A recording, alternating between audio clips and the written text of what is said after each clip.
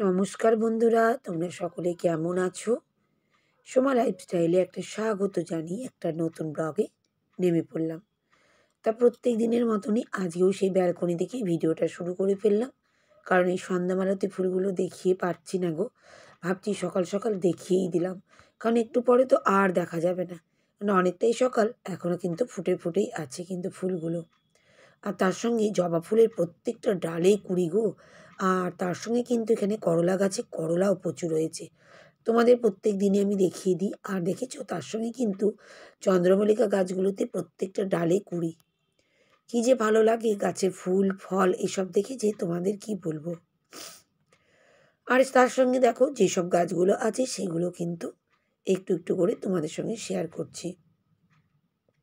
কত গাছ লাগাচ্ছি, কত গাছ মারা যাচ্ছে, কত কিছু। আমার এই ব্যালকনিতে শত কিছু দুঃখ কষ্ট সুখ সবটাই এখানে। দেখেছো গাছে ফুলগুলো কত সুন্দর লাগছে।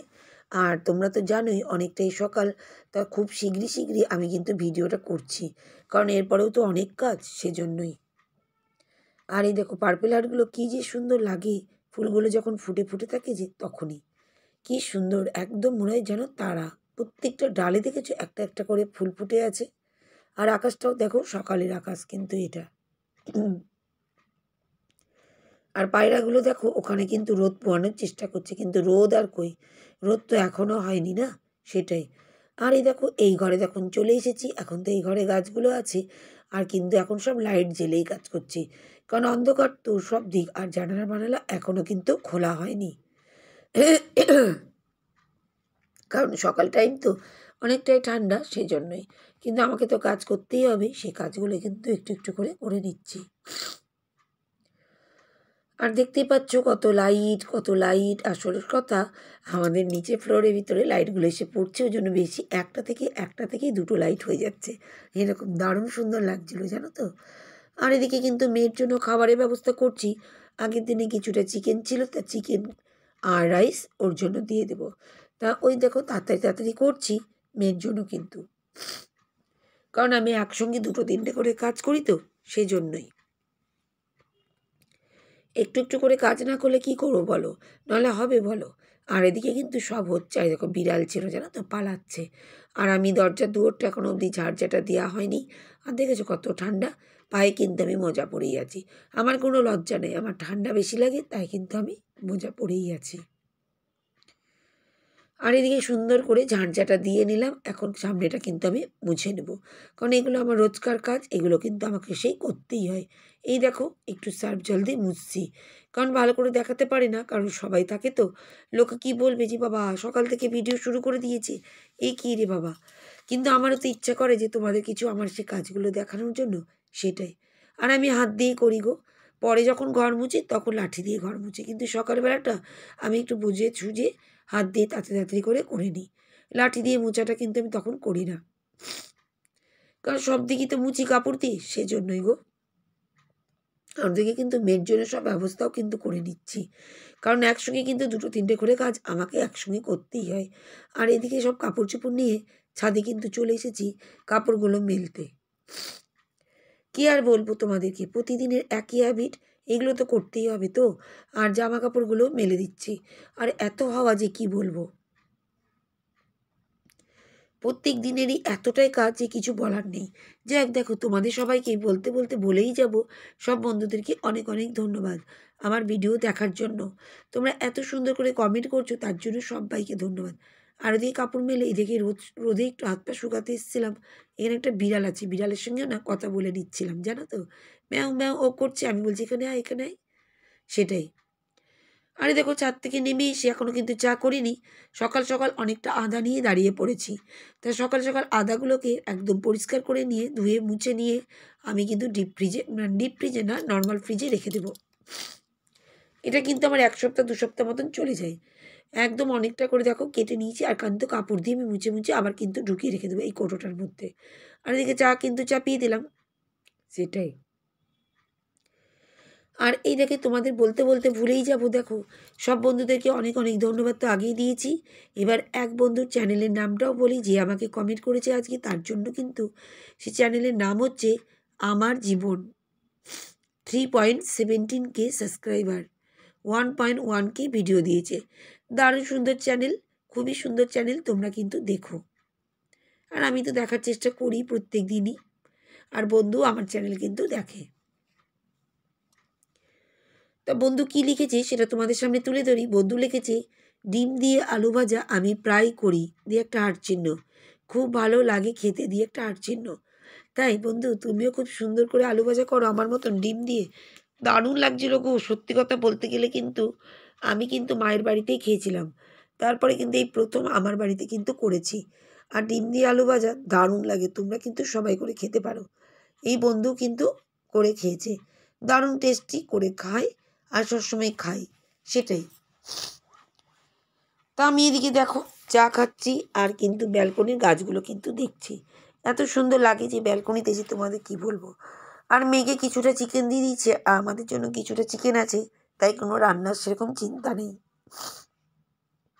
এই দেখো ভাত হচ্ছে দিকটাই, আর এদিকে দেখো মুগ ডাল আমি কিন্তু করতে লেগে যাচ্ছি, ভাজছি শুকনো খোলাতে, কোনো তেল টেল ছাড়াই কিন্তু আমি মুগ ডালটা কিন্তু ভেজে নিচ্ছি। আর এদিকে কিছুটা আলু নিয়েছি, এতটা আলু করবো না, তোমাদের দাদাভাই বলেছে একটু আলু সিদ্ধ করতে, সেজন্যই কিন্তু আমি আলু সিদ্ধ করার জন্য এখানেই দাঁড়িয়ে দাঁড়িয়ে করছি। আর না শীতকালে তাড়াতাড়ি করার জন্য কি করব, যেখানে পারি সেখানে কাজ করা শুরু করে দিই। বসে বসে করলে আরাম লাগে, কিন্তু ওই যে দুটো তিনটে কাজ একসঙ্গে, ওই জন্য রান্নাঘরেই শুরু করে দিয়েছি।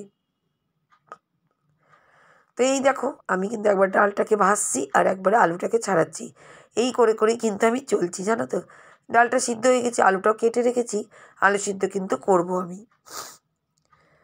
আর এই দেখো এদিকে কিন্তু চলে এসেছি, অনেকটাই রসুন রাত্রেবেলা কিছুটা ছাড়িয়ে রাখা হয়েছে, তা রসুনটা মিক্সি মেশিনে দিব একটু পরেই, সেটা কিন্তু করা হবে, এখনও কিন্তু করা হয়নি সেটাই। আর এদিকে চলে এসেছি, ডালটা সিদ্ধ করে রেখেছি কারি পাতা দিয়ে, এখন তোমাদের তো বলেই দিয়েছি কারি পাতা দিয়ে ডাল করি, ভাজা করি, দারুণ টেস্ট লাগে জানো তো, সেজন্যই। আর তোমাদের বাড়িতে যাদের যাদের আছে তোমরাও কিন্তু কারি পাতা খাবে, খাওয়াটা তো ভালো, তোমাদের এর আগে বলেইছি কারি পাতার ভীষণ উপকারিতা, সেজন্যই।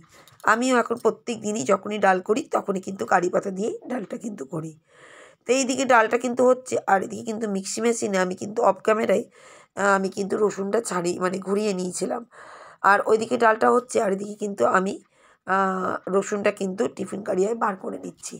আর এদিকে কিন্তু ডালে যা যা দিই জানোই তোমরা, যা যা মানে মুগ ডাল তো নিরামিষই হয়, তা মুগ ডাল কিন্তু আমি করেই নিচ্ছি এদিকটায় আমি। তা এদিকে করছি, আর দিকে কিন্তু রসুনটাকে আমি আবার ঢুকাচ্ছি টিফিন কারিয়া, মানে কত দিক যে করব তোমাদের কিভাবে আর বলবো আমি।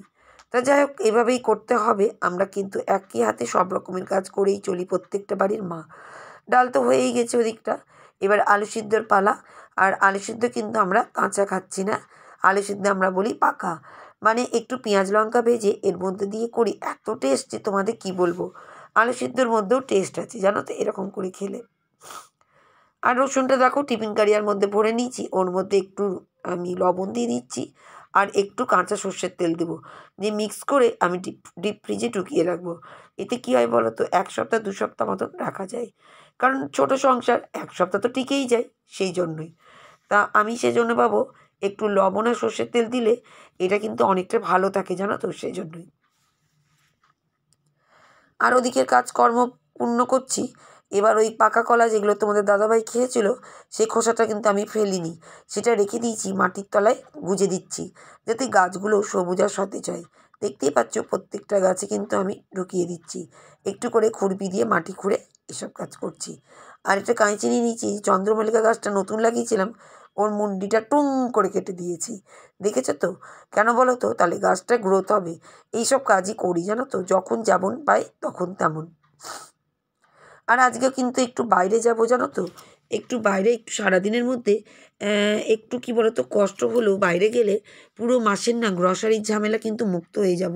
সেই জন্যে কিন্তু মাছ তো পড়েই গেছে, সেই জন্যে কী বলো তো, একটু তাড়াতাড়ি করে কাজ করছি, তোমাদের দাদাভাইয়ের সঙ্গে বেরিয়ে যাব, ওর সঙ্গে বেরিয়ে গেলে আমি আমার মতন কাজ করে নেবো, ও বাবু বেরিয়ে যেতে পারবে ওইদিকে, সেই জন্য যতটা পারি তাড়াতাড়ি করে কাজগুলো করার চেষ্টা করছি। তাই কী বলো তো, একটু কষ্ট হলেও পুরো মাস তোমায় কষ্ট করতে হয় না। এই দেখো তাড়াহুড়ো করে কাজ করে নিচ্ছি, আর কিন্তু ওর সঙ্গে আমি বেরোবো। মানি প্ল্যান্টের ডালগুলো দেখালাম, প্রত্যেকটা গাছে শিকড় হয়ে গেছে, দেখেছো তো, এই দেখো। আমিও কিন্তু খুব যত্নের সঙ্গে রেখে দিয়েছি। আর সব টপ মুছে নিচ্ছি তাড়াতাড়ি করে। এই দেখো নিচে চলে এসেছি আমি।